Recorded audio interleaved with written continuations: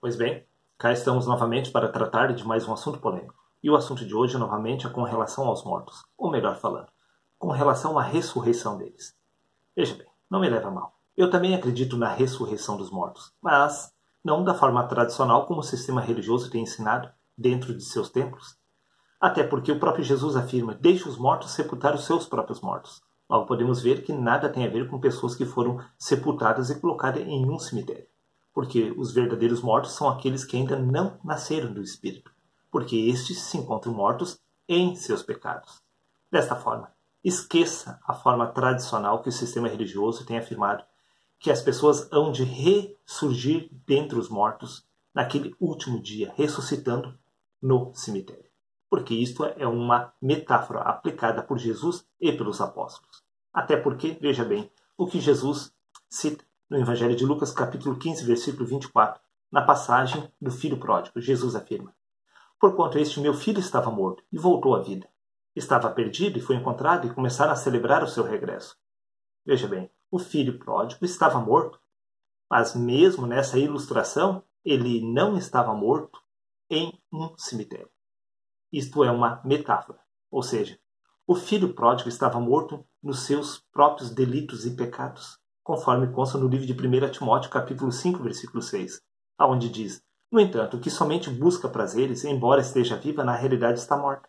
Assim, o filho pródigo gastou toda a herança do pai, satisfazendo os prazeres da carne. Por isso, ele era considerado como morto. E quando ele tornou ao juízo, retornando à casa do pai, símbolo do nascimento do Espírito, ele tornou a vida, ou seja, ele ressuscitou. Neste caso, podemos entender que, até mesmo na passagem do filho pródigo, podemos tirar uma lição para esta questão. O filho pródigo estava morto, porém não sepultado em um cemitério.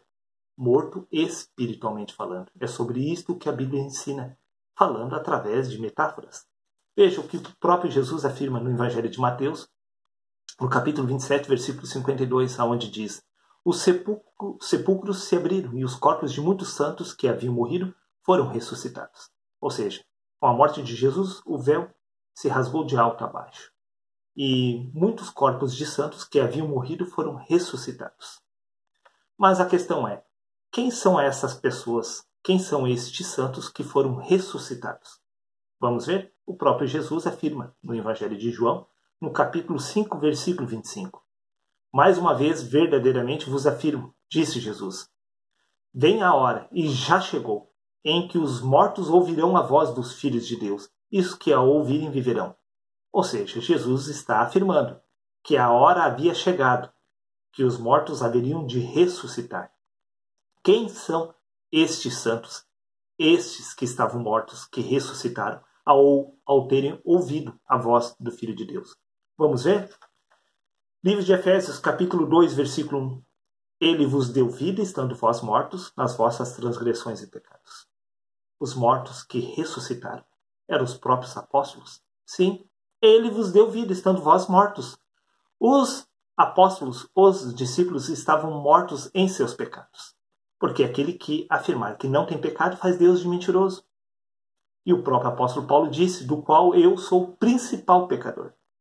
Veja, os apóstolos ouviram a voz do Filho de Deus e ressuscitaram. Isto é um símbolo do nascimento do Espírito no homem.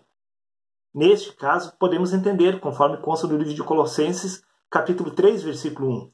Portanto, visto que fostes ressuscitados com Cristo. Sim, eles foram ressuscitados, porque estes apóstolos são os que saíram dos sepulcros que haviam ressuscitados, através do nascimento do Espírito. Pois o próprio Jesus afirma, vou repetir, no Evangelho de João, capítulo 5, versículo 25. Mais uma vez, verdadeiramente vos afirmo, vem a hora, e já chegou, em que os mortos ouvirão a voz do Filho de Deus, e os que a ouvirem viverão. Todos os discípulos do Mestre ouviram a sua voz, e ressuscitaram dentre os mortos.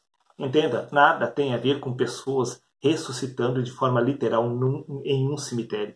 Porque os verdadeiros mortos somos nós que ainda não nascemos do Espírito. Veja o que consta no livro de Filipenses, capítulo 3, versículo 11. Para ver, disse Paulo, se de algum modo posso chegar à ressurreição dentre os mortos. Sim, Paulo ouviu a voz do Filho de Deus e ressuscitou novamente. Sim. Veja, para encerrar, livro de Romanos, capítulo 8, versículo 11. E se o Espírito daquele que ressuscitou dos mortos a Jesus habita em vós, aquele que ressuscitou dos mortos a Cristo Jesus igualmente vos dará vida em seus corpos mortais por intermédio do seu Espírito que habita em vós.